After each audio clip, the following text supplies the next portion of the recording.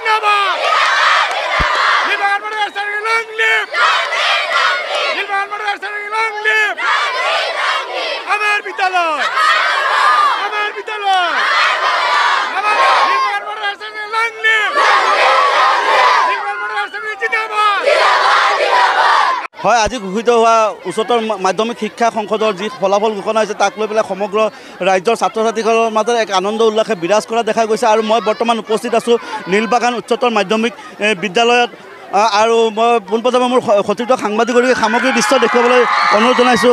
এইখন হৈছে নীলবাগান মডেল উচ্চতৰ মাধ্যমিক বিদ্যালয় আৰু এই বিদ্যালয়ত 100% যি ফলাফল আছে সেই 100% ফলাফলেৰে উজ্বলিছে হোজাই জিলাত এক অঞ্চললৈ গৌৰৱ কৰি আনিছে আৰু ইতিমধ্যে এই বিদ্যালয়খনৰ যি ছাত্ৰ ছাত্ৰীকে আদি কৰি যি শিক্ষক শিক্ষয়িত্ৰীসকল আছে তেওঁলোকে আনন্দত উৎফুল্লিত হৈছে কিয়নো তেওঁলোকে যিহেতুকে এই বিদ্যালয়খনত প্ৰায় 72গৰাকী ছাত্ৰ ছাত্ৰীয়ে প্ৰথম বিভাগত উত্তীৰ্ণ হৈ পেলাই আৰু প্ৰায় 150ৰো অধিক ছাত্ৰ ছাত্ৰীয়ে ইতিমধ্যে লেটাৰ মাৰ্ক পোৱা বুলি পেলাই আমি জানিব পাৰিছোঁ আৰু অতি ভিতৰুৱা অঞ্চলৰ যি বিদ্যালয়খনত এক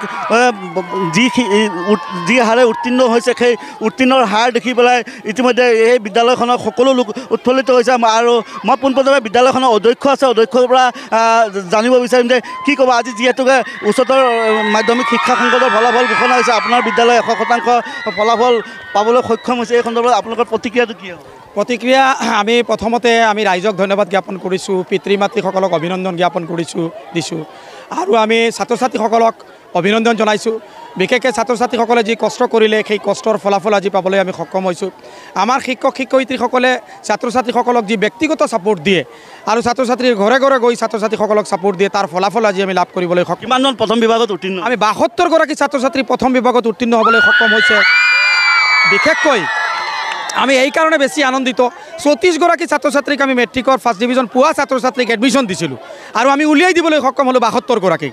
আমি থাৰ্ড ডিভিজন ছাত্ৰ ছাত্ৰী 24গৰাকীৰ ভিতৰত 6গৰাকীয়ে ফাৰ্ষ্ট ডিভিজন পোৱাবলৈ আমি সক্ষম হ'লোঁ। ভিতৰুৱা অঞ্চলৰ এখন চৰকাৰী বিদ্যালয় য'ত নেকি চৰকাৰী বিদ্যালয় এটা কোৱা হৈছিল যে চৰকাৰী বিদ্যালয়ত শিক্ষাদান নহয় কিন্তু আজি তাৰ এখন বিপৰীত দৃশ্য আমি এই আপোনাৰ বিদ্যালয়ৰ জৰিয়তে দেখা পাইছোঁ। চৌহদৰ ল'ৰা ছোৱালী উৎফুল্লিত হৈছে কি ক'ব এই সন্দৰ্ভত? চৰকাৰী বিদ্যালয়ৰ প্ৰতি যি অনীহা আছে ৰাইজৰ এই সন্দৰ্ভত আপুনি কি ক'ব? আমি ক'ম চৰকাৰী বিদ্যালয় যদিও চৰকাৰী বিদ্যালয় কিছু সংখ্যক বিদ্যালয়ৰ কাৰণে যদি অনীহা আছে সকলো বিদ্যালয় তেনেকৈ নহয়। অসমত তেনেকৈ বহুত বিদ্যালয় আছে কেৱল আমাৰ বিদ্যালয় নহয়।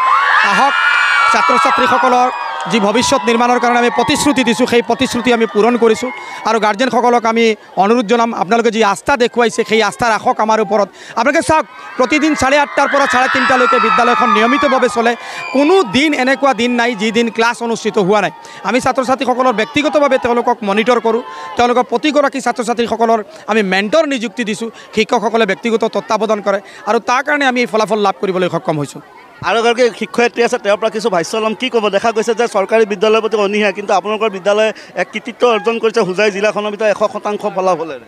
হয় নাই আমাৰ এখন বিদ্যালয় মানে একমাত্ৰ আমাৰ মানে উদ্যোগৰ কাৰণে হৈছে মানে তেখেতে মানে প্ৰতিগৰাকী ষ্টুডেণ্টক তেখেতে মানে ব্যক্তিগত হিচাপে তেখেতে মনিটৰিং কৰে আৰু মানে উপস্থিতিৰ সংখ্যাৰ কাৰণে আমাৰ এইটো হৈছে যে যদি মানে এদিন যদি মানে বন্ধ কৰে ছাৰে মানে সেইবিলাকক ঘৰত কল কৰি কিয় বন্ধ হৈছে এইবিলাক কয় আৰু সেইকাৰণে মানে সেইটো আমি মেইন বুলি ভাবোঁ। ছাৰৰ এইটো মানে এইটো আমি কৃতজ্ঞতা জ্ঞাপন কৰিছোঁ ছাৰক।